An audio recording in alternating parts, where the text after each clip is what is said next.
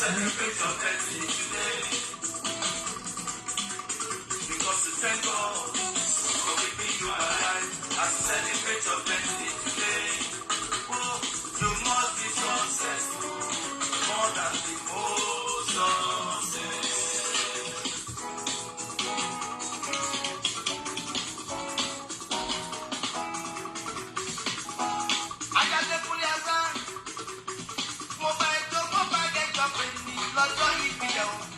Adewonuola Hassan.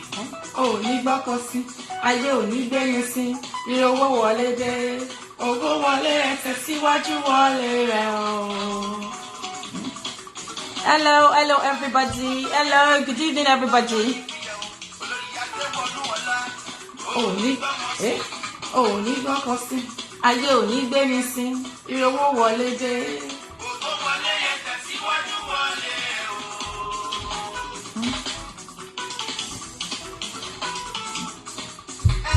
Ìpàṣẹ Olúwa, mo ti kọ́ ní tiwa.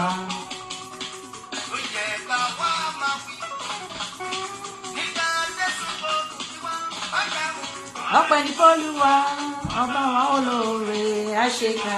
Kábíyèsí kábíyèsí rẹ̀, àfọpẹ́ fún Jèhófà, tó bá wà lọ́wọ́ ọ̀tá. Àdúpẹ́ Olúwa. Àdúpẹ́ Olúwa. Bọ́tà kan wá mọ́lẹ̀ pẹ̀lú agbára wọ̀. Hello, good evening everybody. Thank you. Ọpẹ́ ní f'Olúwa. Àṣekà. Kábíyèsí rẹ̀, àfọpẹ́ fún Jèhófà o, tó bá wà lọ́wọ́ ọ̀tá. Àdúpẹ́ Olúwa. Tekunle ní Joshua o. Hello everybody. Àtidé ní Ládé ògo. Hello everybody, this is tatafo.com with more Princess Adewonuola Hassan. Good evening everybody. Thanks for joining in. My sister Olori Temitope Adebayo, thanks for joining in. My darling sister. Sister Harmony Alex, you're welcome on the show. I can see you. Thanks for joining in. Good evening, everybody.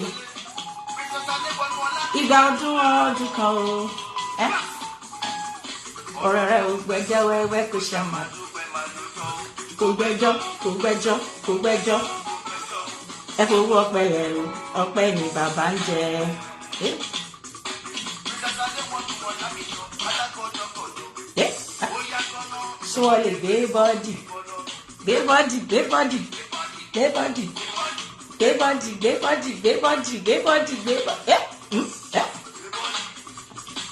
Ṣé wọ́n lè gbé bọ́ọ̀dì? Máa gbé bọ́ọ̀dì ni. It's too good for it's too well for me. It turns me around. Hello everybody, it's tatafo.com with more Princess Adewonuola Hassan. Ní Ogunsanya. Hey. Good evening. Thanks for joining in, Honorable Adenaye Oluwaseun. Thanks for joining in. You're more than worthy, Lord. Every January 11th speaks about me, Princess. Hey.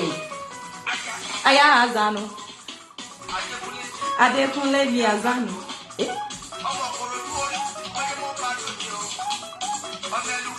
Eluku mede mi. Hey.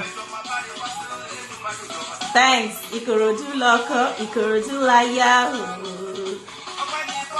Mobile edupe Princess. Adewonuola mi. You are more than worthy, Lord, to be praised and adored.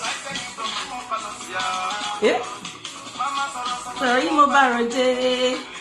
Forward. You've been faithful, Lord, from the ages past.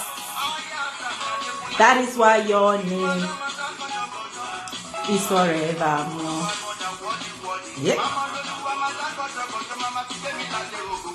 Ati Demilade Ogo. Hello, everybody. Hello, this is Tata 4 with moi, Princess Adewonuola Hassan Ogunsanya. Well, I said I was going to come out today, Thursday. It's unusual, I don't come on Thursdays. But man, things have happened though. This week, you kuku know me now, your babe Tata 4. Me, I'm up there, and I'll come and give you latest and updates. So today, if you saw my post on my page, I talked about depression. Yes, and I've spoken about depression before on my show. You know, it's something that I don't know, I'm quite passionate about when it comes to speaking about depression, because it is real and it's killing people daily. In fact, 1 in 10 people tends to get depressed, to have depression. So today there's a case study. You know, like I said, Tata 4 is a show where we share each other's experiences, we learn from each other's experiences, life experiences, we educate ourselves, and we take the positive aspects of whatever we talk about on this show and make good use of it. And the negative one, we just chuck them in the bin. So today we'll be talking about depression, and I have a case study actually. And you all know this Yoruba, and you know Tata 4, I'm always speaking in Yoruba and English. So maso Yoruba, maso English, mama mix it so that we can both possibly go maso pidgin English. Yeah. Okay, on my page, mo fi àwọn kan síbẹ̀, I said depression, then mo wá ti gbogbo àmọ́ story tó ń lọ lọ́wọ́ ìjọba lande, this ìjọba lande guy that was missing. Ó wà lórí post me, I spoke about it and elaborated on that. He left home on the 26th, and thank God he's back. Ọlọ́run ló sọ pé kò wọ́n ní kú. Do you understand? Like, it was depression. It was depression. And I'm going to tell you the whole story about that.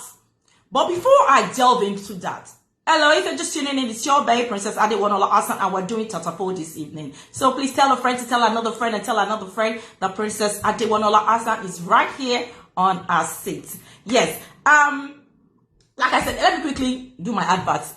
Just Fabulous Princess Couture. We have our spring collections now. They are in nice. You see what I'm wearing? We have them in sizes. We have loads of stuff. Your bags, your shoes, classy bags, designer bags and shoes, your tote bags, your clutches, and all everything for spring and stroke summer. We have them fully stocked on our shelves. So why don't you, go on our page today on Instagram, Just Fabulous Princess Couture, and you never regret you did. Yes, going forward. You see this depression thing. Like I say all the time, one thing about me, is last year I lost about 2 people to depression. Yeah, some people very close to my family, as in very close to my family, and we didn't know we didn't know they had this depression. Depression is a mental illness. That does not mean they're crazy, and there's factors. Think about any depression. Factors oríṣiríṣi ló máa ń fa depression. Depression, sadness máa fa depression, mood medical aspect máa ń fa depression. If you're battling something that you can't share with anybody, most of the time things don't fa depression is nǹkan tí yóò bá lè share pẹ̀lú another person that you kind of keeping and all that. Sometimes financial situations, you are in debt, you don't know how to sort yourself out, there's no money and everything, and money is everything, especially, and the research I made, one in our obìnrin ló máa ń ṣe jù. Women tend to have depression more than men. I'm telling you, yes. I'll tell you why it's so. It's so because women, excuse me, when it comes to relationship, is emotional stuff. When it comes to women, a man was so emotional. When we like our relationships and everything, I'm always banging on about relationships and the effects and the effect to man niloria will bring. Sometimes a man liar, a man some people cannot, they can't take rejection. Some people can't take heartbreaks. They can't cope with heartbreaks. So they fall into depression because probably they love this person so much and, they never knew it was going to end like that. Do you know what I mean? So depression was setting.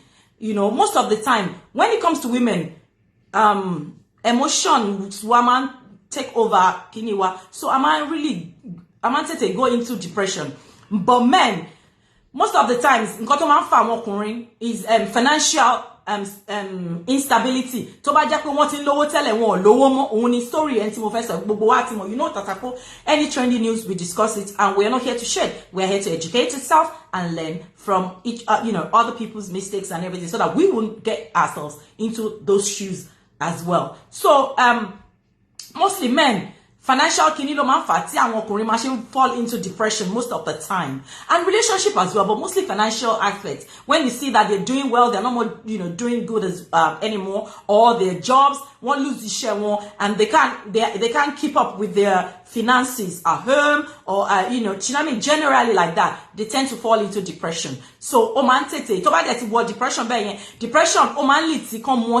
some people go into drugs and everything. And that drugs also, when you take all those cannabis, all those class A stuffs and all that, you can fall into depression.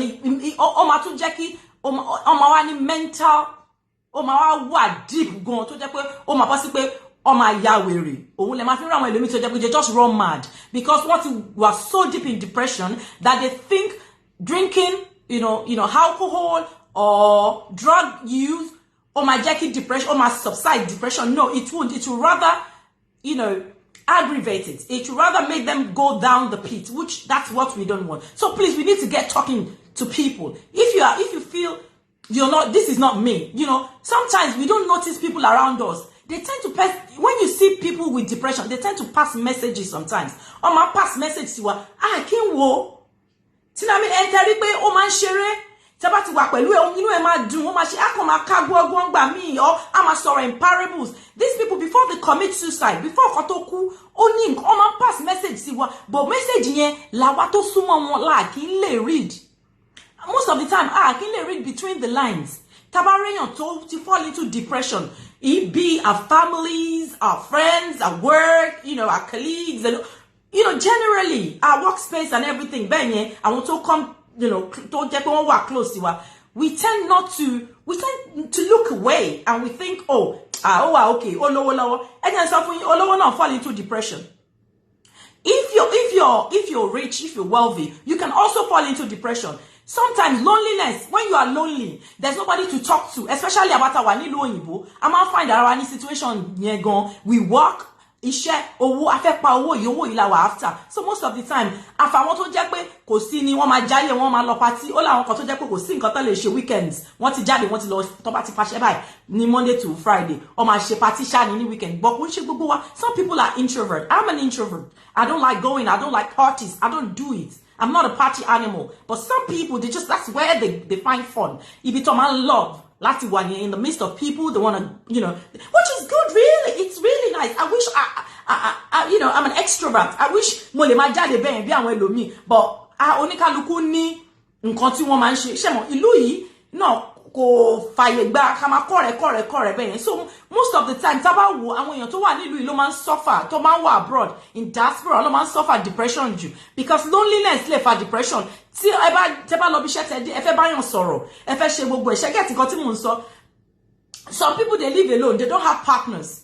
They live alone.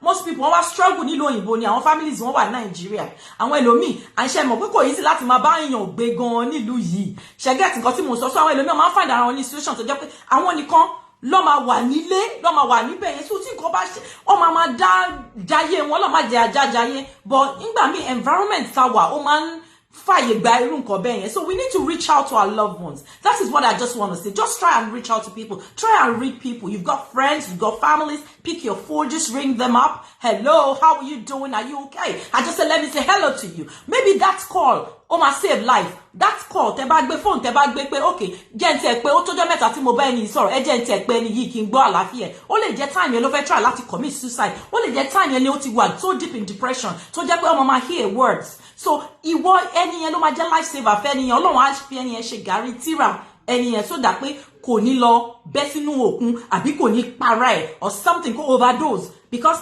depression is real.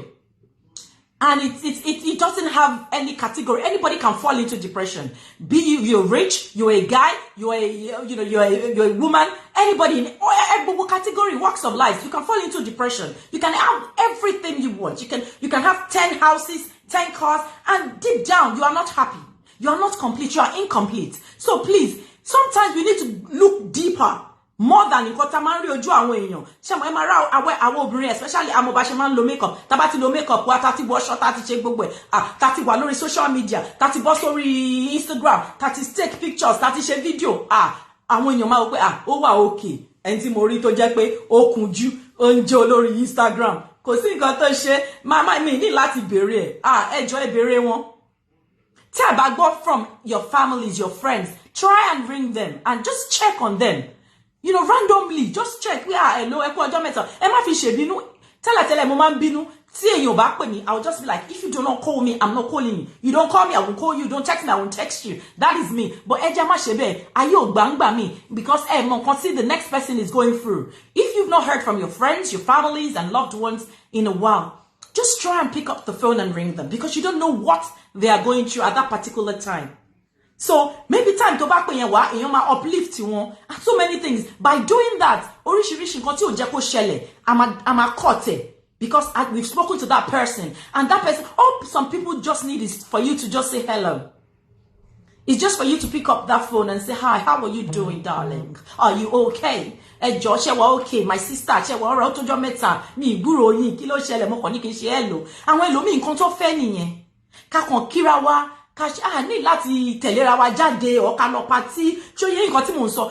That is just, people just want connection. Communicate with people. Talk to your families and friends. You don't know, you might be a lifesaver. Maybe that just one call kò ní jẹ́ kẹ́niyẹn ro ìròkúrò tó ń rò, because tí o bá ti wà depressed, oríṣiríṣi ló máa lò. You will be suicidal. Ọmọ dà pé kéèyàn kú. Ọmọ máa gbọ́ ọ̀rọ̀. Ọmọ máa hallucinate. Wọ́n máa gbọ́ oríṣiríṣi ọ̀rọ̀. Àwọn èèyàn ọmọ máa sọ̀rọ̀ sí wọn nínú. And àwọn ẹlòmíì tí wọ́n lè handle depression, they take alcohol. Imagine ẹni tó wà depressed tó tún mu alcohol tó jẹ́ pé ó máa set them to the extreme ni. That's why you see them ó máa ń pààyàn. Àwọn ẹlòmíì tó bá wà depressed kò ń ṣe pé wọ́n ti fall so deep into that depression. Wọ́n kàn jáde, wọ́n kàn stab àwọn èèyàn. Ẹ̀rọ àwọn ẹlòmíì ní ó máa ń ṣẹlẹ̀ gan ní United States of America.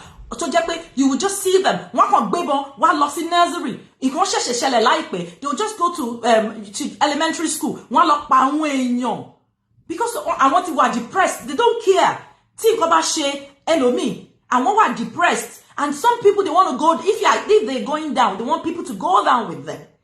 Tó bá fẹ́ para wọn wọ́n kọ́kọ́ pa àwọn èèyàn rẹpẹtẹ kó tó wá para wọn àwọn yẹn kíní ni wọ́n ò dá rárá. But ó máa ń ṣẹlẹ̀ bẹ́ẹ̀ tó jẹ́ wípé ó máa wà so deep in depression tó jẹ́ pé wọ́n á kàn take lives along with them. You know, they are cowards. I'm sorry to say.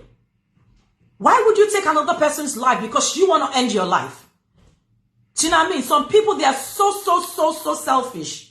And they go to our elementary schools. Láti lọ pa àwọn ọmọ ní USA. Ó máa ń ṣẹlẹ̀ gan ní United States. Gan, ó máa lọ sí elementary school, ó máa lọ pa àwọn ọmọ yẹn, ó máa pa teachers, ó máa share everything. Why would you do that? Reach out. Get help. Once you think, tó bá ti ń feel pé this is not me, you are going to the dark side. You will know yourself that you are going to the dark side. You will know that nǹkankan is not right. Seek help. Don't be ashamed. Ẹ má rò bóyá, ẹ má tijú. Talk to someone. And you can always, I know, and I'm still coming to that. Stigmatization. Thanks for joining in, my sister Oluwafumilayo Adeola Oniide. Thanks, Honorable Adeneye. Thanks so much for joining in. Please call a friend, tell a friend to tell a friend that I'm out and we're doing educative show. And we're going to, I'm again, nínú nǹkan tá à ń sọ because èèyàn kan ó ti fẹ́ lọ parẹ́, which gbogbo wa mọ̀, and I'm going to talk about that person in a bit. So I'm just trying to, talk to us about depression. And, I've I've experienced some people to jẹ́ pé wọ́n wà depressed. You know, and when you talk to them, they're always like, princess, ṣé mo pé kó tẹ́ pè mí, ṣé mo bẹ́ ṣe pè mí, inú mi dẹ̀ dùn o, inú mi dẹ̀ dùn gan bẹ́ ṣe pè mí o, ó dẹ̀ jẹ́ kí inú mi dùn, and you'll be happy. Àìmí gan inú mi á dùn pé mo kàn máa ní kí n gbé phone ní ó máa tọ́jọ́ mẹ́ta, because tẹ́lẹ̀ mo máa ń ṣe tẹ́lẹ̀, mi tí ò bá pè mí, mi ò ní pẹ́ nínú, I'll be like, kí ló dé òun náà, kí ló ṣe òun náà tí ó pè, if you don't call me, I won't call you, if you don't chat me, I won't chat you. But no, kò ṣe gbogbo èèyàn tẹ́ ẹ̀ gbọ́ from ló wà okay pẹ̀lú àwọn ẹlòmíì, it is not well with them. Wọ́n kàn wà. Ṣẹ́gẹ́ nǹkan tí mo sọ, so ẹ jọ̀ọ́, don't, ẹ má fi ego sí pé, I'm not gonna. Thanks for joining in, Sister Grace from Lola. Thanks for joining in. So if you just see someone, the outward of that person does not mean that person is okay. Sometimes, I'll add them up, cover up. Cover up, actors, top actors and actresses, òyìnbó yẹn tó máa commit suicide, and you be like, are you mad? Àwọn ẹlòmíì, or not me, because I know a lot of things, but some people don't know things. And you be like, kí ló ṣe? Ṣèbó lówó, ó ní gbogbo ẹ̀, kí ló tó lọ parẹ́? Why tó ṣe máa parẹ́? Ó kàn parẹ́ bẹ́ẹ̀ mọ̀ pé depression ni. Depression ò dà. Depression ò dà, because ọmọ máa gbá nǹkan lórí wọn pé go and kill yourself, go get a knife, kill yourself, get a knife, do something bad. And once they hear that voice, ó máa hallucinate, ó máa ṣe nǹkan náà. Àwọn ẹlòmíì wọ́n hang ara wọn sínú living room wọn. Àwọn ẹlòmíì wọ́n mú ọ̀bẹ, wọ́n gúnra wọn. Not because it's just wọ́n wà so deep in that. Wọ́n ti wà far deep into depression. There's nobody to talk to because of stigmatization. Because sometimes, our community wa ń gbà mí, society tawa, wọn kì í fún èèyàn láyè láti express ara ẹ̀. Because now, which èmi mọ̀ fúnra mi as a person, àìmọye àwọn èèyàn tó jẹ́ pé tí wọ́n bá sọ̀rọ̀ wọn ní ara ilé ẹ̀.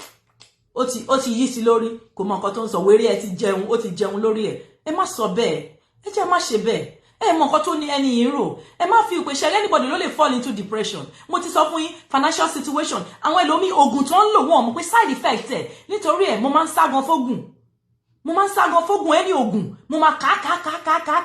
Nítorí pé long term medication sometimes tí o bá ń take àwọn medication kan, ó máa ń fa depression tó jẹ́ pé àwa go ní mo side effect. Ọlọ́run, wà kàn ní gbogbo wà kàn change body language, wà kàn change, wà kàn máa wà quick to anger. You know, any little thing, àti bí ẹ, any little thing, tí èèyàn lè sọ̀rọ̀ sí ẹ, ara máa kàn ẹ́, tó bá ti ń rò bẹ́ẹ̀ yẹn, bóyá òun lògùn ni, lọ bá doctor ẹ, kàn evaluate, lọ bá doctor ẹ, consultant ẹ, ipe kàn jọ, ṣán lè ṣe blood test fún ẹ, kàn wò bó ṣe fi, because òun feel ó ti mọ ara ẹ, ṣe mo jẹ́ ká mọ ara wa as humans. This is not me, this is me. Because I know myself, and I see when things ain't right, and I know, I need to speak to a doctor, I need to call the GPs. You understand? So, ẹjọ́ tẹ́ bá ti ń rí gbé wà okay, ẹ má jẹ́ kí nǹkan kan den tí nǹkan bá tá bá ti ń gbé nǹkan sáyà jù, kò dá ká má gbé nǹkan sáyà. Sadness ó máa ń fa depression. Then ká má gbé nǹkan sáyà, worries, when you're always getting worried about things. Ọlọ́run ló lọ́la. Allah is only God. I'm telling you, you can't worry about anything. It's God. If God wants to do something, I'm telling you, He works in mysterious ways. He will just do it. Allah marala anusiwa. No matter what, as long as you ban si Allah pẹ̀lú inú mímọ́ àti àyà funfun. Allah marala anu. Sometimes Allah sọ wípé kò sí ni a máa rí oríṣiríṣi, but we will be victorious. At the end of every tunnel, there's a light. So if you know you are going to that dark end, just try and call somebody very close to you. Don't worry, Tobabui. Don't worry if they use that as yardstick. Láti sọ anything. Láti throw shade. Ó máa pè mí. Nítorí ẹ ti fẹ́ máa yí. Orí ẹ máa ti yí. Kíníkan. Ẹ má worry. Ẹ jẹ́ kó sọ ara wọn ló wà. Nítorí kò sẹ́ni tí ò lè fall into depression. So tó bá ti ń sọ, at least ẹ̀yin ṣáà ti rí wọn bá sọ̀rọ̀. Bọ́ tàn yín ni. Ẹ̀yin make one as one ó wà therapeutic fẹ́yìn. Bó ṣe ń bá yín sọ̀rọ̀ yẹn, ó help ẹ̀yin. Something is, nǹkan muscles yín gbogbo nǹkan, brain yín on engage. You are getting more from them. So don't worry about the backlashes. Don't worry about what people will say about you. Then look at her. She's depressed. Let them say you're depressed. Let them say you're falling into depression. It's your business. And God will heal you, because you are coming from one side and you need somebody to confide in. So that is their own business. If they like, but try and talk to someone. Get help. If you know you're falling into depression, please do not hesitate to call your GP, to call anybody very close to you and say, you know what? I'm feeling this. Let them, while at nìyẹn, ẹ jẹ́ kán gossip nípa yín, ẹ jẹ́ kán sọ pé, wow, ó ti dé orí ẹ̀ tó ti dàrú. Don't care. Just do you. Do you know what I mean? Do you. Try and get help, please. So, ìyẹn ló wá gbé mi lọ sórí ọ̀rọ̀, what's that guy's name? Ìjọba Lande. Yeah, Ìjọba Lande. Yeah. Obviously, we knew this guy left home on the 26th and he left his phone. Landed fi phone wọn sínú ilé. Wọ́n gbààwẹ̀. Imagine ẹni tó wà nínú àwẹ̀. Kẹ́ mọ̀ pé, in fact, Ọlọ́run, Satan is a liar. Wọ́n wà nínú àwẹ̀. Wọ́n dẹ̀ fi phone wọn sílẹ̀ nínú ilé. Wọ́n dẹ̀ rìn jáde. A full-grown ass man. A man that's got family. What will kí ló máa warrant kí baálé ilé fi phone wọn sílẹ̀ kí wọ́n dẹ̀ rìn jáde lọ? Àti wá wọn láti on this 26th, but a dúpẹ́ f'Ọlọ́run. Ẹ bá rí lórí page mi. Èmi náà mo gbé síta pé, you know, anybody tó bá gbọ́, just ring me and just, you know, get into my, you know, slide into my inbox and say something so we can help the family. But thank God he's back home. Thank God. Kí ló fà òun ni mo fẹ́ sọ yìí. Nítorí mo ní oríṣiríṣi ń bíbá. Àjọ máa fetí gbọ́. Sherry, nígbà míì ilé ayé yìí, bíntín ni. Don't take things, you know, disappointments. Like my father used to tell me, yeah. In fact, tell us, his children, like, don't always rely on someone. Don't always think everything is. Always have plan B. I'm not saying you should be. What word will I use? You know, you should always think positively. Do you know what I mean? But sometimes, to be the devil's advocate, sometimes you just need to think, okay, if things does not work out this way, do I have another way? Escape route. Plan B. That's what I want to use. That plan B. Do you know what I mean? This guy, this Ìjọba Lande guy that we all know, comedian, imagine. Comedian, kí comedian fẹ́ commit suicide, comedian tó ń pa wá lẹ́rìn. Tẹ́ bá rí wọn tó bá ń ṣe joke báyìí, ẹ dẹ̀ máa rẹ́rìn. So nítorí anyway, mi ṣe more deep down, wípé kò mean ni pé ẹni tó ń pààyàn lẹ́rìn. Okay, ẹni tó ń pààyàn lẹ́rìn tó wà depressed, ẹ̀yin náà ẹ wò yẹn. Depression pa ẹni tó ń pa àwa lẹ́rìn. Àwa dẹ̀ ń rẹ́rìn tó bá sọ̀rọ̀ ó múnú àwa dùn. Kò dẹ̀ sẹ́ni tó máa múnú àwọn dùn. Because I feel pé nítorí pé wọ́n sọ jokes, you know, is hilarious. It's okay, kò sí nǹkan tó ń ṣe wọ́n, àwọn gangan lọ bad jokes. No, that's where we get it wrong. Àwọn náà èèyàn ni wọ́n, àwọn náà wọ́n need káwọn èèyàn bá wọn sọ̀rọ̀, kí ni wọ́n dùn, kọ́ wà bubbly. But ibi táwa ti máa ń get it wrong nìyẹn, tẹ́ bá rí èèyàn tó wà okay, tó ṣe kí ni ó wà okay, kí ni depression, ilé yóò lè ní depression, má sọ bẹ́ẹ̀ o, kò sẹ́ni tí ò ní depression, àwọn olówó gan ló ní depression jù, because oríṣiríṣi ló wà ní brain, and you know, so too much téèyàn bá olówó tó bá ronú, owó ń tó olówó, you want to make more money, you want to do more things, you have more vision, new horizons come your way, so you want to do things, then that is so much banging in your head, and cause depression because you think about this, you think about that. So let's make be life where what will be will surely be. You see, sharing journey, a step, but you take it, over the destination. Atento sare, tagon lo bikono, ajoma devesha. So ejo, ema ja wago alago shishe. Sharing lati ma wago alago shishe go man fa depression. Ẹgbẹ́ mi ní orale ó ti wa mọ́tò kí ló dé ṣé mi useless tó yẹn ni ṣé kí iṣẹ́ wo ni mi ò ṣe kí ni mo ń ṣe gan ẹ wo ẹgbẹ́ mi ẹ wo ó ti ṣe bá ẹ má compare ara yín séyàn àsìkò oníkálukú ọ̀tọ̀ọ̀tọ̀ Ọlọ́run ni I will bless I will have compassion on whom I'm going to have compassion upon, you know, and I'll have mercy on whom I'm going to have mercy on. So Ọlọ́run ṣe rí iṣẹ́ kékeré àwọn ẹlòmíì iṣẹ́ kékeré báyìí ló máa ṣe boom. Àwọn ẹlòmíì wá ṣiṣẹ́ wọn ti ní àkójọ. So oníkálukú fingers are not equal. Oníkálukú ní time àti ìgbà àkókò tó oníkálukú máa make nílé ayé. Ẹ má jẹ́ awago aláàgó ṣiṣẹ́ àìmọye àwọn ẹlòmíì. Nobody comes on you know on social media láti wá post ayé wọn tó bàjẹ́. Everybody will come láti jó láti ṣe gbogbo ẹ̀ láti ṣẹmọ. Everything is all lovey-dovey, everything is all good and nice. No. Behind closed doors, do you know what people go through? Do you know what people go through? What people battle with? You don't want to know. So don't put yourself in their shoes. I will never say I want to be like someone. àti kékeré ni mo ti máa ń ṣe mi ò kí ń sọ pé hey mo fẹ́ dàbí eléyìí mo fẹ́ dàbí ara mi because I don't know what you go through each day. I don't know mo mọ nǹkan tó ń go through behind closed doors, so I don't want to be like you. I want to be myself and I want to be a better person. That's what I always say. So Mr. Lande ẹjẹ àjọgbó ilé. So Mr. Lande fi lélẹ̀ ní on the 26th, yeah. Wọ́n dẹ̀ ní wọ́n kúrò nílé ya wọ́n jáde ipe wọ́n kúrò nílé àwọn orí Mr. Lande ìjọba Lande. Everybody there kígbe à ń wá wọn à ń post our bloggers à ń post our families, loved ones, everybody, you know. We were just emotions were high on the 26th. People were just running helter-skelter just because we were looking for not knowing pé àwọn gan wọ́n suffer depression. Ẹ jẹ́ n sọ fún yín, ṣé tá bá ra àwọn ẹlòmíì tí wọ́n post nǹkan tẹ́ rí pé gbogbo post wọn tẹ́lẹ̀tẹ́lẹ̀ wọ́n máa ń post nǹkan tó wà lively, tó post wọn wá change lórí platform tó jẹ́ pé wọ́n post pé this life is kíní kan ẹ̀yin náà máa mọ̀ náà téèyàn bá wà depressed. I'm telling you some signs, you know, just watch out for some signs in people when you see them don't post nǹkan, but lately the one pé wọ́n post nǹkan bí tragedy, nǹkan bí sadness, nǹkan bí kọ́ máa sọ wípé this life is too short, kíní kan àwọn kan ẹ̀mọ̀ ẹ ti máa wọ́n paradox tó máa lò tó ti wò pé man this person it seems nǹkan tó ń sọ òde papọ̀ mọ́ tabari àwọn olóyè mi wọ́n máa ń read èèyàn gan, like they read you. They read you. They read you like they know that something ain't right.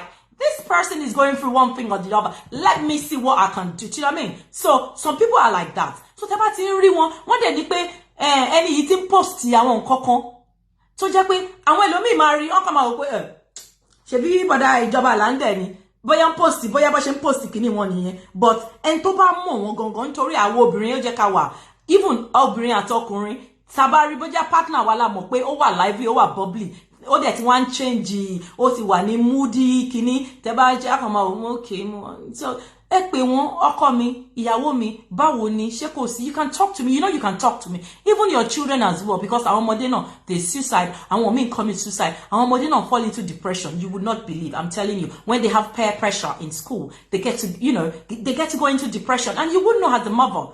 And you think it's all right. So we need to know our people. We need to read people, especially our loved ones. You know, somebody that we're close to, and you know, and things like that. So let's hear from Brother Lande. The wife cried out on the 26th, saying her husband left home without his phone, and he took a walk. And one day, wa adúpẹ́ wọ́n rí wọn. Ńgbà tí wọ́n rí wọn. Ẹ jẹ́ a gbọ́ nǹkan tí wọ́n sọ. So ìyàwó wọn nìyí, ìyàwó wọn ń sọ wọ́n bèrè lọ́wọ́ wọn nǹkan tó ṣẹlẹ̀. So ẹ jẹ́ a jọ gbọ́. Mo ṣẹ̀ṣẹ̀ wá tọ́ sí bí odò yẹn. Ẹgbẹ́ sínú ẹ̀. Ẹ̀nà. Kò wá sẹ́ni tó rí ẹ. Alẹ́ ni èmi náà stupid ọ̀sán àwọn èèyàn dá mi mọ̀. Wọ́n láwọn náà stupid. Ṣé Má lọ ṣe wá débẹ̀, ṣoṣù mi débẹ̀, fẹ́ sún èlò. Débò. Lérò odò kàdé tó wà ẹ̀ tó táwọn ọ́fíìsì ti gbẹ̀ tàbí ẹ̀ tó ti mú yín. Tẹ̀bí kí n bí ètò odò kàdé yẹn náà nìkan sọ. àbí mo ní. Odò bẹ̀rẹ̀ náà lọ. Ẹ máa gbọ́ sẹ́ni bó ṣe ṣẹlẹ̀ nílé understand. Mi ò mọ̀ pé ìgbà tí mo ṣàrí pé mo ṣàbẹ̀ sínú ọ̀gbìn understand. Ẹ kí ló wá fà? Kí ló fà tó fi fẹ́ lọ bẹ́ sódò? Kí ló fà? Ta ni ò ní problem ilé ayé Lande? Ṣé mo pé gbogbo àwa táwa déèyàn ẹ̀ yìí ló máa dàbí pé bóyá ó máa rí bákan fún? Ta ni ò ní ṣòro? Ta ni ò ní nǹkan tó ń tẹ̀lé? Ta ni ò ní nǹkan tó ń rò láyé ẹ̀? Ta ni ò ní? Ṣé tó ń rò? Ta ni ò ní nǹkan tí ta ni ò ń jẹ nǹkan ta ni ò ní ṣòro láyé ẹ̀ ni mò ń jà láti fún ẹ. Ìṣòro jù ìṣòro lọ. Kò sí ṣòro tó lè dé láyé. Ok. Ẹ tẹ́ ń gbọ́rọ̀. Ẹ mọ̀ nǹkan tí ó burú jù láyé. Mi ní sọmọdé náà. Ẹbí lè rè wọ́n fúnra ẹ̀ tó sọ. Nǹkan tí mo ṣe ń ṣe láìpẹ́ ni wípé gbogbo àwọn èèyàn ló nífẹ̀ẹ́ Lande. Okay, so ẹ ti gbọ́ Mr. Lande nsìn. Mr. Lande, èmi á sọ story fún yín, mo kàn fẹ́ kẹ́ gbọ́ nǹkan tó ṣẹlẹ̀. Okay, I'll quickly dive into that. Mr. Lande, wọ́n náà wà depressed, and furthermore, kí ló fà depression for Mr. Lande? Mr. Lande wà depressed nítorí marriage situation. Marriage wọn ní problem. Ó wà on the verge of, you know, exploding. Mr. Lande, wọ́n fẹ́ ìyàwó dà pé ìyàwó wọn ṣe dára sí mi àbí nǹkan kan dára sí mi, dára sí mi. Wọ́n ní Mr. Lande ti fẹ́ ìyàwó kan tẹ́lẹ̀. Wọ́n ti bí ọmọ kan tẹ́lẹ̀ kí wọ́n tó meet ìyàwó wọn tí ó tókè jàǹgbàrì ní ìjẹta àbí ìjẹrin pé òun ò rí ọkọ òun. Wọ́n ní wọ́n ti fẹ́ èèyàn kan tẹ́lẹ̀, wọ́n dẹ̀ ti bímọ, okay? Wọ́n nígbà tí wọ́n bí ọmọ kan, yeah, wọ́n wá meet lady yìí. Lady yìí náà ní ọmọ kan from previous marriage, yeah? And they came together. Shemo, eléyìí lọ́mọ kan, ó máa ń ṣẹlẹ̀, eléyìí lọ́mọ kan, and you know, and ọmọ tó dẹ̀, thanks for joining in, Mr. Abiodun Adesua. Thanks for joining in. So, wọ́n ti wọ́n ní ọmọ from previous marriage, ó máa ń ṣẹlẹ̀ dáadáa. Tẹ́lómi máa ní from previous marriage, and they now come together as couple. Then from there, wọ́n dẹ̀ máa bímọ tiwọn. So apparently, ìyàwó Mr. Lande, wọ́n ti bímọ mẹ́ta, ọmọ mẹ́ta, fún bàbá mẹ́ta, náà ti bí tẹ́lẹ̀. Wọ́n sọ fún ọkọ, wọ́n sọ fún Mr. Lande. Wọ́n kàn sọ fún Mr. Lande pé ọmọ ẹyọ kan ni àwọn ní. Mr. Lande náà dẹ̀ rò pé yẹn torí pé àwọn ní ọmọ kan, ṣé mọ̀ yẹn tó bá lọ́mọ kan sọ́mọ kan, tó bá come together, ó máa equal, ṣóyè yín. Then àwọn dẹ̀ máa produce mo ṣe sọ, àwọn náà máa get along pẹ̀lú ara wọn. But meanwhile, ìyàwó ti ní ọmọ méjì kan síta pẹ̀lú bàbá ọ̀tọ̀ méjì. Pẹ̀lú ọmọ Mr. Lande, ó jẹ́ pẹ̀lú ọmọ tó bí fún Mr. Lande, ó jẹ́ mẹ́ta, ṣóyè yín. So, but Mr. Lande ní ọmọ kan tẹ́lẹ̀. So, àwọn àti ìyàwó wọn yìí, wọ́n wá ní baby ẹyọ kan. So, that means pé Mr. Lande ní, hello my darling sister, welcome on the board, on board. Thanks for joining in. Sorry about that. So, Mr. Lande àti ìyàwó wọn, tí Mr. Lande rò bóyá ọmọ kankan làwọn jọ bí, àwọn wá bí ẹyọ kan. But apparently, ìyàwó ní ọmọ méjì síbì kan tó sọ fún Mr. Lande o. Ipò ò ní ọmọ o síbì kan o. Later, Mr. Lande wa find out and things were going on. Ipò wọn ṣẹmọ, things ń go, wọ́n wà okay, business ń lọ ń gbà yẹn, gbogbo ẹ̀ ṣe, gbogbo skit tó ń ṣe, ọmọ wa, blah blah, chinami. So, ńgbà tó wá yá, ìyàwó, nítorí ẹ̀ṣẹ̀ rí yẹn, ńgbà mi ṣe rọrọ àwa ìyàwó yìí, àwa ìyọkọ, ìyàwó, ó jẹ́ ká máa ṣe dé ẹnu relationship àwọn ọmọ wa o. Táwọn ọmọ wa, thanks for joining in, I don't know, Oluwatishola, I can't pronounce them, sorry. Oluwatishola, thanks for joining in. I don't know, maybe this person is a woman or anyways, so, Mr. Lande, our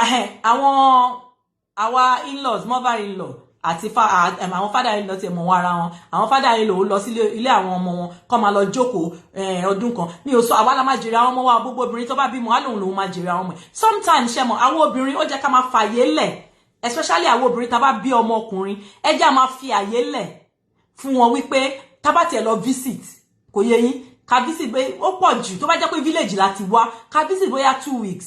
Iye tó bá ju 2 weeks lọ ẹjọ́ ẹ jẹ́ á máa lọ. Sharing life, it's even hard. Ọkùnrin tí ò mọ̀ rẹ̀, ọkùnrin àti obìnrin, ọkọ àti ìyàwó tó wá come together, different background ló ti wá, ìwà wọn ò papọ̀, bó ṣe train wọn ò papọ̀. Wọ́n sì get láti mọ̀ ara wọn, even tó bá marry 20 years, they are still learning from each other. Ṣé get, wọ́n need the time láti lè mọ̀ ara wọn dénúdénú. But tí àwa ìyá ọkọ, bàbá ọkọ, ìyá ọkọ, ìyá ìyàwó, tá bá wá ń lọ intrude nínú ilé wọn, tá lọ jókòó, mi ò ní pé ká má lọ kí wọn o. Ọmọkùnrin ni àwọn ọmọ mi, they're boys, and I won't want any woman not to say, come and see your sons. I will go with kini tí bá ti lọ báyìí, mo ti mọ̀ pé mo kí wọn, mo ti gbẹ́rù mi, mo ti lọ. Ẹ bá mú àwọn ọmọ mi wá, àwọn ọmọ mi, ẹ kó wọn wá, you know, I will mind them. I don't mind that. But me going, I don't see myself going into my son's house láti lọ jókòó 3 weeks, a month, 2 months. Ṣé mọ̀, ọkọ àti ìyàwó ní kíní tán, àwọn náà wọ́n mọ̀ bá ṣe system tí ọ̀bọ̀ tó bá ti wọlé. Ṣé mọ̀, àwọn míì, àwọn ìyá máa ń ní influence gan lórí àwọn ọmọ wọn, especially àwọn obìnrin àìmọye tá mọ̀ ní UK ń bíbà àti general in diaspora tó jẹ́ pé táwọn màmá wa, àwa màmá mi tó bá wá, not all mothers, táwọn màmá mi bá wá sí UK sílé àwọn ọmọ wọn, wọ́n máa change dynamic inú ilé yẹn. Wọ́n máa sọ oríṣiríṣi fún àwọn ọmọ wọn, nǹkan táwọn ọmọ wọn ò kí ń ṣe tẹ́lẹ̀. Àwọn àtọkọ wọn lọ́jọ́ máa ń ṣe nǹkan pọ̀. Táwọn ìyá yẹn bá dé, tó bá ti wò, because sharing system wa ní UK or everywhere in diaspora ó yàtọ̀ sí system ní Nigeria. Ọkọ àti ìyàwó máa ń kọ́wọ́ pọ̀ ṣe nǹkan ní nílùú òyìnbó. Wọ́n máa ń tọ́wọ́ pọ̀ tọ́mọ ni. Tí ọkọ bá lọ síbi iṣẹ́, tí ìyàwó bá wà nílé, ìyàwó á ṣe oúnjẹ. Bóyá ìyàwó ló lọ síbi iṣẹ́, tọkọ wà nílé, ọkọ máa ṣe oúnjẹ de ìyàwó ẹ̀. Ìyẹn ò ń ṣe pé ó lo orí ọmọ èèyàn. Ìyẹn ò ń ṣe pé wọ́n ti forí ẹ̀ ti gbà pa, wọ́n ti fi pátá gba lórí. Kò ń ṣe bẹ́ẹ̀ rárá. Ẹ jẹ́ máa wà myopic minded. Ẹ jẹ́ máa wà myopic minded pé nítorí pé ẹ wá sílé ọmọ yín ọkùnrin, ó ń ṣe nǹkan, ó ti tíyàwó ẹ bá fọbọ́, òun ti máa wọn mọ́, ó ti change diaper wọn, ó ti change nappy wọn, ó ti ṣe kò ń ṣe ọ̀dẹ̀. A máa ń cohabit bá system ni. Kò sí bá ṣe lè ṣe, èèyàn kò lè dá ṣe. So ọkọ máa help ìyàwó, ìyàwó máa help ọkọ. But àwọn ìyá wa yẹn wọn kì í rí bẹ́ẹ̀ yẹn, especially àwọn tó bá wá láti Nigeria. Wọ́n máa ń feel pé obìnrin ó láti ṣe gbogbo ẹ̀, kò rí bẹ́ẹ̀. Same as ọkùnrin náà, táwọn ìyá ìyàwó bá wá, wọ́n máa pressurize àwọn ọkọ ọmọ wọn. Wọ́n máa dá wàhálà lẹ̀. Ẹ jẹ́ má ṣe bẹ́ẹ̀ yìí àwa obìnrin. Ẹ jẹ́ read between the lines. Tá bá lọ sí ilé àwọn ọmọ wa, tá rí ẹ̀yin ó jẹ́ kẹ́ mọ̀ pé wọ́n ní bó ṣe ń ṣe tẹ́lẹ̀ ká tó dé. Wọ́n máa adjust díẹ̀ nítorí ẹ̀yin wà around. But ó jẹ́ ká bear with them because àìmọye ẹ̀yin wá ń sìn as ọkọ, ó máa fẹ́ support ẹ̀yin náà. Mommy, kí lẹ fẹ́ kí n rà mú lọ bí ṣẹ́ mà, ṣe fẹ́ lè, òun náà fẹ́ rògùn fún yín, a fẹ́ ṣe bí ọkọ ọmọ, kò yé yín, ṣe mọ̀, any little thing tó bá fún wa, ẹ jẹ́ ká máa kó tẹ́ wa lọ́rùn, because everybody ń ṣe wàhálà nílùú òyìnbó ni. Bó ṣe rí Nàìjíríà náà ló rí bíbá. In fact, ó worse ní bíbá, because tó bá ṣiṣẹ́ ò ní jẹun bíbá. Nàìjíríà tó bá ṣì bẹ́yàn bọ̀dá mi, ẹjọ́ mo broko, ẹ send kíní sí mi o, sister mi, mo broko, uncle, ẹ send kíní sí mi, wàrẹ̀, ibi bá kò sẹ́ni tó fẹ́ send nǹkan kan sí ẹ. You check, bó ṣe kàn check ẹ, you are using it. Nobody wants to send any money. You can't borrow money from anybody in UK or anywhere in diaspora. Èyàn ò lè tọrọ owó because oníkálukú ṣiṣẹ́. Ó tiẹ̀ lè lẹ́nu tọrọ owó lọ́wọ́ èèyàn because ìwọ náà rí bí gbogbo yín ṣe ń struggle ní ìlú òyìnbó. So kò easy fún ẹ láti tọrọ owó. Ó lè lẹ́nu tó máa yẹ ẹ lọ́wọ́ ní ìlú òyìnbó. Àfi tó bá gbọ̀nà àwọn kíní lọ, money lenders ló máa yẹ ẹ lọ́wọ́. Wọ́n lè fi interest lé. Tó bá lẹ́nu tó bá yẹ ẹ lọ́wọ́ ní ìlú òyìnbó yìí, ẹni náà ó dá gan ni o. Tó yẹ lówó, kò sẹ́ni tó yáyàn lówó because àwa là ń mọ̀ bá ṣe ń get owó, là ń ṣiṣẹ́ ká tó get owó, bills. À ń ṣiṣẹ́, à ń ṣe oríṣiríṣi, à ń san bills, àwa náà wọṣọ sára, à ń jẹun sílé, inú ẹ̀ wọ́n á tún send sílé. So ẹ má máa expect too much from àwọn tó wà abroad because ṣẹ́rí bills lásán, especially time tá wà yìí sìn, bills tí à ń gbé nílùú òyìnbó, àwọn tó wà nínú òyìnbó káàkiri, ó ti double, ó ti triple, owó náà ti double, gas ó ti double, bills ó gbogbo ẹ ti double, oúnjẹ ti double, owó oúnjẹ ti double. Tó bá lọ sínú shops now to get your groceries and everything, ó ti double. The people, hardship everywhere ni hardship wà. So ẹ jọ̀ọ́, anything tí àwọn tó wà nílùú òyìnbó tó bá ti fún yín, ẹ jẹ́ kó máa tẹ́ yín lọ́rùn because ẹ fẹ́ mọ̀ nǹkan tí àwọn ẹlòmíì ṣe nínú òtútù, nínú gbogbo ẹ̀, wọ́n á jáde, wọ́n á ṣiṣẹ́. Àwọn ẹlòmíì ṣiṣẹ́ méjì, ṣiṣẹ́ mẹ́ta. Ẹ jọ̀ọ́, tó bá fún yín anything, ẹ jọ̀ọ́, ẹ jẹ́ kó máa tó yín because if only, like I said, ẹ̀yin tẹ́ wà lẹ́kọ̀ọ́, anybody lẹ lè pè, ó máa yá yín lówó, ṣe oríṣiríṣi. But nígbà anybody yá anybody lówó, ó máa dúró bó ṣe wà ní. Ọ̀pọ̀lọpọ̀ nǹkan ẹ tó máa fi gbowó, or credit card, gbèsè. So you can imagine ẹ tó wá wà ní Èkó, Mr. Lande tó wà lẹ́kọ̀ọ́, tí ìyá ìyàwó wọ́n ń fún wọn ní pressure, ó kọ́kọ́ fún wọn ní pressure pé which èmi tiẹ̀ wà okay pẹ̀lú ẹ̀ náà really. You can't just ò lè máa cohabit pẹ̀lú èèyàn, kò ní pé o fẹ́ fẹ́yàn anyways, kò má tọrọ ẹ̀. Wọ́n ní ìyá ìyàwó sọ wípé kí Mr. Lande kan tọrọ, wọ́n náà ṣàwó jọ, wọ́n lọ káàkiri, which is right because kò dá kéèyàn gbé obìnrin sílé kó má ṣe nǹkan orí ẹ̀. No, it is wrong. Èmi wà okay pẹ̀lú yẹn. Okay, wọ́n ṣe yẹn tán yẹn. Nígbà tó dẹ̀ ṣe yẹn tán, wọ́n ní the next thing, nígbà tó ti rí pé wọ́n ti marry, tí ìyàwó ti rí pé wọ́n ti marry òun. Ṣé mọ̀ pé mo sọ tẹ́lẹ̀, mo ní ọmọ kan ló sọ fọ́kọ pé òun ní Mr. Lande, pé òun ní Mr. Lande náà dẹ̀ sọ pé ẹyọkan làwọn ní, wọ́n dẹ̀ come together wípé káwọn jọ tọ́ àwọn ọmọ. Ló bá sọ fọ́kọ wípé òun lọ́mọ méjì sí. That is the height of betrayal. How would you feel? Tó bá jẹ́, ẹ wò, ṣé mọ̀ pé mi máa ń sọ, mo lè mi ò ṣe chauvinist. nítorí máa ń lambast ọkùnrin gan, but this time around ó fi sọ́wọ́ àwọn obìnrin ṣẹ́rí obìnrin tó bá ti deny àwọn ọmọ ìfọ́kùnrin, obìnrin yẹn ò ń ṣe obìnrin o. Wọ́n ní abẹ́rẹ́ tó bá gba kíní tó bá gba abẹ́rẹ́ ó jẹ́ kó gba okùn díẹ̀. Ọkùnrin ò gbọ́dọ̀ deny ọmọ ẹ̀ of all things, ọmọ tó bá ti ní relationship tó ti ní àwọn ọmọ sí previous relationship, má parọ́ fún ọkọ tó fẹ́fẹ́. Let that man know, you know what, I've got kids from my previous relationship. Oh, tó bá fẹ́ mi, you love me, you love my dog.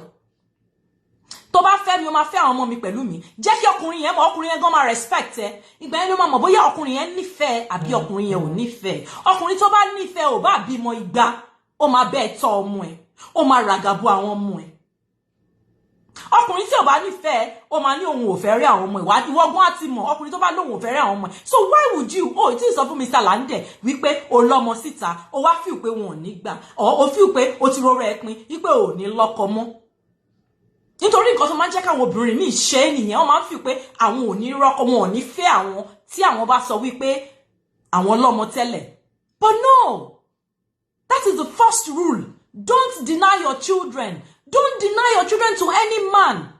I have 10 children. You want to marry me or you are not marrying me? Then magbe kangara mi ki ma lọ. You love me, you love my dog. Oh, le sọ pé o fẹ́ mi kó má fẹ́ àwọn ọmọ mi. Kò possible. Mama lọ ni. Nítorí àwọn ọmọ mi ni mo ṣe jókòó. Ni mo máa ṣe wà pẹ̀lú ẹ. Ẹni tó bá fẹ́ mi, mo máa fẹ́ àwọn ọmọ mi. So mistake. Thanks for joining in. My darling ìyá mi, mommy, Mrs. Kalejaye, Egbo wa lórí ìkúnlẹ̀ mà.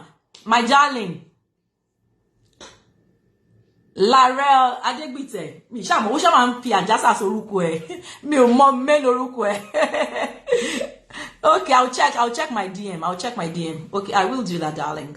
I will do that. So sorry if you're just joining me, if you're just, joining us. This is tatafo.com with my precious Adewonuola Hassan, and we're talking about depression, and I'm using Mr. Lande's case as a case study for tonight. So moving forward. So ó wá parọ́ fún Mr. Lande. So ó wá bọ́ sí shop fún Mr. Lande. Ó sọ fún mi pé ó lọ́mọ méjì tẹ́lẹ̀. Okay, ó wá jẹ́ ọmọ mẹ́ta. Ọmọ tèmi ó jẹ́ ọmọ mẹ́rin. Ìyí tá méjèèjì jọ bí ó jẹ́ márùn-ún. Ní Nàìjíríà tá wà yìí ọmọ márùn-ún tó jẹ́ pé méjì ló mú ẹ tó sọ tẹ́lẹ̀. Ṣé mo kí ni Mr. Lande ti mọ̀ pé ó ti ní ọmọ ni tí ò bá ní boss àti sọ pé ẹjọ́ díà mo rò bóyá a lè ṣe marriage because èmi ò lágbára èmi gan láti jẹun gan. Ṣé o rí pé èmi náà situation Nigeria àjọ manage ni ó wá parọ́ fún ẹni tó pè lọ́kọ ẹ̀. Ìyẹn wrong o, àǹtí dára sí mi. Ó wrong gan. Ẹ bá má parọ́ fọ́kọ yín pé ẹ ti bímọ náà. Ojú títì gan ni fẹ́mi obìnrin láti mọ̀ pé ẹ parọ́ fọ́kọ yín pé ẹ lọ́mọ. Ẹ ṣe máa sọ fọ́kùnrin kan pé ẹ lọ́mọ nítorí pé ẹ fẹ́ ọkùnrin náà.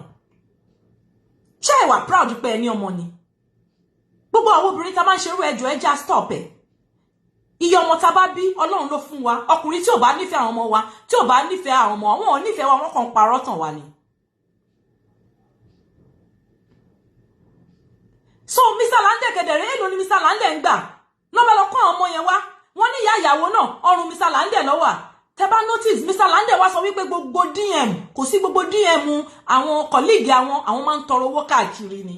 Àwọn tó jẹ́ wípé àwọn díẹ̀ little táwọn ní tẹ́lẹ̀ àwọn manage ó wá di pé gbàtẹ́rò ti pọ̀ nù lé kí ọmọ márùn-ún ní kọ̀kíní tàwa bí uncle ṣe bọ́ sí depression nìyẹn. Bí Mr. Lande wa bọ́ ṣe bọ́ sí depression nìyẹn. Tínú wọn ò dùn tó ń rorí ọkùnrin ẹ mọ̀ pé yín kò mo dẹ̀ sọ fún yín mo ní ọkùnrin máa ń tètè fall into depression nítorí pé finances wọn máa tó bá ti ní financial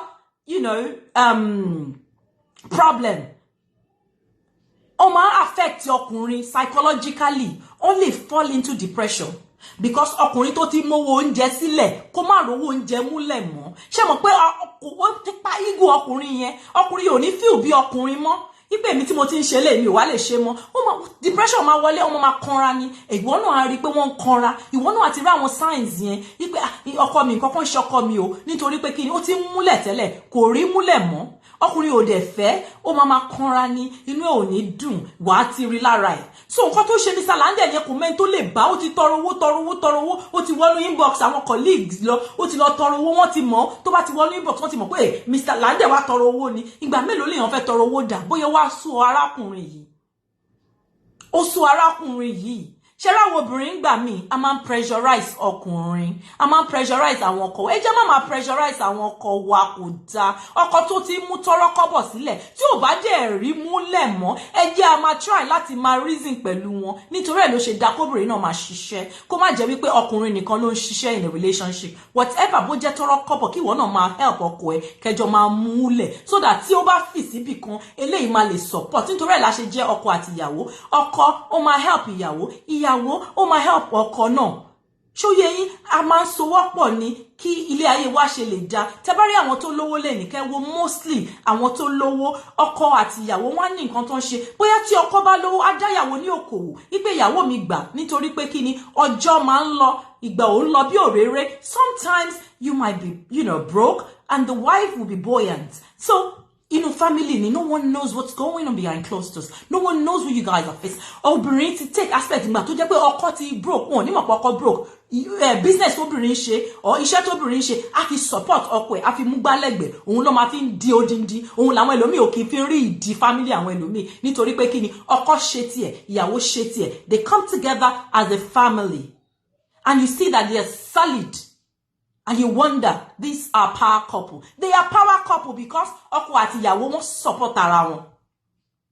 So tá bá ti ń wò bẹ́ẹ̀ ìyàwó obìnrin nítorí ẹ̀ kò sí báwọn kan wá ṣe lówó tó ẹ jẹ́ máa try láti máa ṣe business àbí láti ríṣẹ́ kan ṣe àbí nǹkan kan. Ọ̀dọ̀ àwọn ọkùnrin mi wá ní kò má ṣiṣẹ́ kò má ṣe gbogbo bálé mi ẹ má ṣe bẹ́ẹ̀ mọ́lá o nǹkan báyìí lè ṣẹlẹ̀ lọ́la o ilẹ̀ tó máa mọ́ bá wa lọ́la o ẹ má jà ṣe bẹ́ẹ̀ o. Ẹ jẹ́ kémi náà ṣe nǹkan lẹ́gbẹ̀ẹ́ kan o àmọ́ o ìgbà ò lọ bí òréré o ọkùnrin tó bá ní kíní àwọn you're right my darling okay business wo ni ìwọ fẹ́ ṣe kí ni ìwọ rò bó lè fi ràn mí lọ́wọ́ from there ẹ máa ràn yín lọ́wọ́ but irú Mr. Lande ìyàwó òṣìṣẹ́ ó kọ́ ọmọ márùn-ún sínú ilé ẹ dẹ̀ fẹ́ ṣé ọkùnrin yẹn ó máa yá wèrè ni ó máa go mental ó máa go gaga ẹ wá ló mú fóònù lẹ́kùnrin ó fẹ́ lọ para wọn ni Mr. Lande fẹ́ lọ para wọn ni Mr. Lande fi inú ilé yẹn sílẹ̀ wọ́n fi fóònù wọn lẹ̀ wọ́n ní àwọn fẹ́ kàn mọ̀ wípé kò ń ṣe kidnapper ló gbé àwọn kẹ́ máa imagine ibi tí máa yẹn wà so deep in depression he was gone like seriously he was really down wọ́n ní wọ́n ṣínú tán wọ́n wẹ̀ wọ́n dẹ̀ mú fóònù wọn sílẹ̀ wọ́n dẹ̀ jáde lọ wọ́n náà kọ́kọ́ mú ọ̀bẹ àwọn fẹ́ fi gúnra àwọn ṣùgbọ́n ṣe mọ̀ pé àwọn ẹlòmíì when ni tó bá fẹ́ para wọn kò ṣe gbogbo èèyàn ló ní kíní bẹ́ẹ̀ pé máa gúnra mi ma some people go on tó bá ń gún wọn lábẹ́rẹ́ tó bá rí abẹ́rẹ́ gan I'm telling you my darling sister Grace Mlayo Fakokun yes highly frustrated I'm telling you he was frustrated money was not coming in she was not supportive with 5 children and the mother-in-law was on his neck. And things were really hard for the guy. He was going into other people's inboxes, láti lọ bèrè owó and all that. Ìgbà mélòó ni wọ́n máa fi bèrè owó de ṣe again nǹkan tí mò ń sọ. So the guy was so deep. He went so deep in depression that he had to, he wanted to take his own life. He wanted to take his own life on that 26th. He wanted another one. He wanted to take his own life. He said he wanted to use a knife. Pé àwọn kọ́kọ́ fẹ́ stab ara wọn ná, but ọkọ àwọn ò gbé pé káwọn gúnra wọn. Àwọn wá wò pé ó ní odò kan, river kan táwọn lè lọ bẹ́ sí, táwọn máa kú sínú river yẹn. You can imagine what would make a man, a full-grown man that's got family, decides to leave his own abode and go right to the stream or whatever river and wants to get into the river to commit suicide. Like seriously, that means that thing is real. Like seriously, what ti gaggy one, what ti were gagged up. He didn't know nothing. He couldn't speak to nobody. Like I said, skit maker ni wọ́n, comedian ni wọ́n, àwọn ló múnú èèyàn dùn. Èèyàn mi lọ á fẹ́ lọ bá pé mo ti wà depressed kíní kan. Ìyàwó ló jẹ́ kó mọ̀ nǹkan bọ́kọ̀ òun ṣe ń feel. I'm sorry. I'm not blaming her, but I need to, apportion a bit of blame on her. Ìwọ tó mọ́kọ ẹ, ó jẹ́ kó ti read body language signs. Ó jẹ́ kó ti mọ̀ pé ọkọ mi tó bá jẹ́ pé o really close mọ́kọ ẹ o. Ó jẹ́ kó ti mọ̀ pé ọkọ mi ó ṣe báyìí lọ́kọ mi ṣe ọkọ mi ó ṣe báyìí. Kó ti kẹ́tẹ̀tẹ̀ mọ́ bẹ́ ṣe máa bára yín ṣe. Ṣé gẹ́ nǹkan tí mò ń sọ but it was too late. Ọlọ́run ló ní kò wá too late. Àbá lose Mr. Lande. Ọwọ́ bọ́ sínú omi. Wọ́n láwọn vigilante. Ọpẹ́lọpẹ́ ṣáwọn vigilante àwọn ni wọ́n rí wọn. Àwọn ni wọ́n rí wọn. Ọpẹ́lọpẹ́ rí wọn bá ti ṣaláìsí báyìí. Ẹ jẹ́ sáré ka message rí. The woman didn't do well at all. Yes. I first thought it was a publicity stunt until I watched the video. Seriously, it wasn't. Now some women like this, they make people avoid single moms. I'm telling you. Torí ẹ̀ tó bá lọ mọ́ ń dọ̀ àwọn irú àwọn èèyàn báyìí lọ máa ń jẹ́ káwọn single moms káwọn ọkùnrin máa reject wọn pé wọ́n ṣó ti lọ́mọ mi ò fẹ́ tó lọ́mọ kó má kó bùkátà sí mi lọ́wọ́ kó má ṣe kinní kan ògbẹ́yìn ló máa ṣe lè gbà lóṣù. So ẹ jẹ́ whatever we do ẹ jẹ́ fi ọpọlọ ṣe. So ká dúpẹ́ wípé Mr. Lande a rí wọn láyé àti wọn kú. So tó bá kú sí ìwà máa ké ò ní mọ̀ pé ìwọ ló cause depression, ìwọ ló cause ikú nítorí pé ìwọ ò mọ̀ ń tiẹ̀. Báwo lobìnrin ṣe máa lọ́mọ síta tó ní sọ fọ́kọ ilé ẹ̀ pé ó lọ́mọ? Who does that? Ìgbà mi àwọn obìnrin a máa ń ṣe àwọn nǹkan míì tó kù díẹ̀ káàtó. Kí là ń parọ́ ọmọ fún? Ẹ má máa jẹ́ àparọ́ ọmọ. Ẹ jẹ́ àṣàánú ara wa. Ọkùnrin fall into depression. Obìnrin fall into depression. Kálọ́kùnrin ló ṣe nǹkan tí ọkùnrin ló ṣe nǹkan tí woman yẹn ṣe ń sìn. Àwọn obìnrin nǹkan míì la máa sọ. Èpè á ti pọ̀, wọ́n ti máa ṣépè fún Mr. Lande. Ká ní other way round ni. So ẹ jẹ́ ká tá bá máa ṣe nǹkan ẹ jẹ́ àfi ṣara wa ká tó make any decisions. So we thank God. I just said let me come out here and just quickly talk about this because I know depression is real and I've lost about 2 people to depression as in last year and it was really, really sad as in it was heartbreaking, like seriously. So it's something I want. Let's help each other. Anybody no dey fall into depression because mo ti sọ fún yín financial situation lè fà, medical kini lè fà, bóyá oògùn kan tó ń lò ó lè fà, way of life lè fà depression. So many things no lè fà depression and mostly àwọn obìnrin la máa quickly fall into depression. You will not believe that is the research. And 1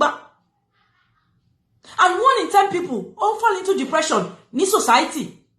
So depression is kò ń ṣe èébú, kò ń ṣe kíni, is an illness that gbogbo wa I need to come together and see how we can help each other. Ní situation yìí kò ń ṣe pé èébú kẹ́ máa stigmatize èèyàn pé orí ẹ̀ ti yí kíní kan kíní. No, we need to come together and help each other.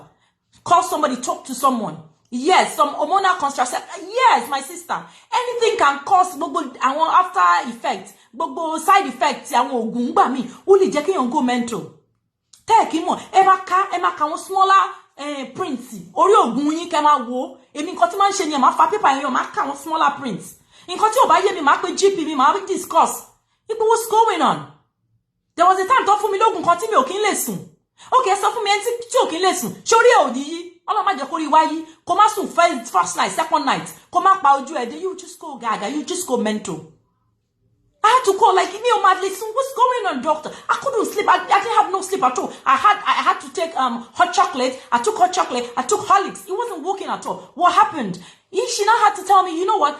It was steroid. And this steroid, Oti was so deep into me. And I said, no, I can't do this. He said, no, I'm not. How can we do it? Imagine me tell them discover around me because my body me. Àwọn ẹlòmíì tó discover ara wọn tí wọ́n mọ body wọn á kàn máa lo oògùn ni wọ́n máa lo oògùn ni títí tó máa fi fall into depression. Wọ́n ní mọ̀ pé oògùn táwọn ń lò ló cause depression. Wọ́n máa ní everybody máa ní olówó lọ́wọ́ náà kí ló ṣe tó fall. Kò ní mọ̀ pé oògùn tó ń lò ló cause depression. Kò ń ṣe wípé ó ronú owó kan àbí ó ń ṣe kinní kan. So we have to be very careful. Our way of life, bá ṣe ń gbé life wa táwọn mú ìwà mọ tí wọ́n mú gbé ṣé ẹni tó bá mú igbó ó máa ní depression. Wọ́n ní tó bá mú igbó wọ́n ní èèyàn máa ní depression. Tẹ́ bá mú class A kinní wọ́n lè máa ní depression. Wọ́n ní tẹ́ bá mọ tíjù wọ́n lè máa ní depression. Ẹ lọ kà á. Google wa mẹ́ ẹgbẹ́ kinní kẹwàá kẹ́ research how to maintain a very healthy way of life. So we thank God Mr. Lande is here. And quick one before I round up. Madam CEO, me na tatafo, ma sáré ṣe tatafo tèmi. CEO blessing. Ṣé gbogbo yín mọ̀, ṣé mọ̀ pé mo treat case IVD. Nígbà yẹn, bí mo tó ṣaláìsí, ṣé mọ̀ now IVD àbí kí ló ń ṣe IVD náà ni. Tó ní Carlot yẹn, bọ̀bọ́ yẹn tí ìyàwó ẹ̀, tí Bimbo, you all remember Bimbo now. So, and there was a controversy, surrounding Blessing CEO, pé abẹ́ wọn fa IVD nígbà yẹn, àbí nǹkankan. So, ẹ̀dẹ̀ tí mọ̀ pé ẹnu CEO, Blessing ẹnu ẹ̀ mú gan.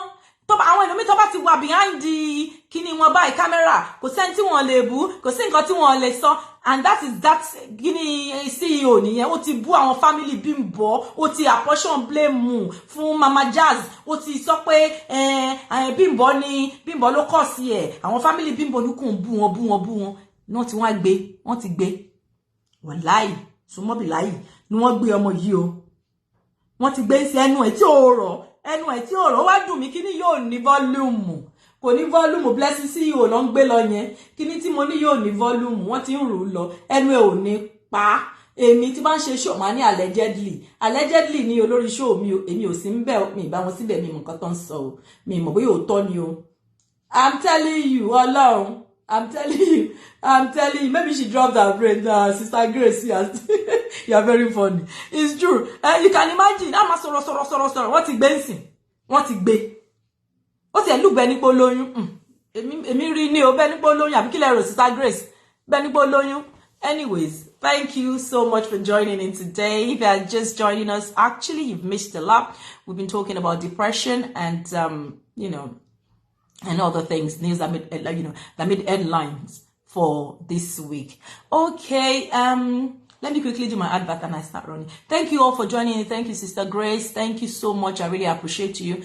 Join me next week, God willing. I shall be coming your way with yet another exciting edition of Tatapo. Meanwhile, Princess Culture, Princess, if it's tabatin, only be 13 jela, and big lemanson, and what you bamangwe. So let me do my own marketing, kini. Hey, Princess Culture, please, yeah, spring it today, stroke summer, you want to try my, what we have is shop for you. Hey, our shelves, oti kumpa, kiss to Sister Grace. We have so much stuff going on, in our shop. We've got lovely stuff. Your shoes, bags, tote bags, shoulder bags, crossbody bags, tops. We have tops. This top, nice, Look at this sheer top. Look at how nice sheer. We've got sheer top. We've got see-through tops, nice tops. We've got 2-piece sets, satin, lovely stuffs. Why not just go through my page? Just Fabulous. Our handle is Just Fabulous Princess Couture, and you see what we have so much. And some trainers just came in. Some nice sneakers, Calvin Klein sneakers, Dio sneakers, heel figure, beautiful. Thank you. We have beautiful stuff. Don't miss out. Yeah, Easter promo. We are cutting down on prices. Yeah, don't miss out on our stuff. Go straight right away. Yeah, to our Instagram page. Our handle is Just Fabulous Princess Couture. Whatever you fancy, just DM us, and we do personal shopping as well. If you feel you can't go out there and get stuff for yourself, you want us to do you want to be in the comfort of your room with a cup of tea and your feet up. We go out there, look for what you want, genuine stuff, good quality stuff at an affordable price. I'm telling you, you will never regret you did. All right then. Thank you for joining in.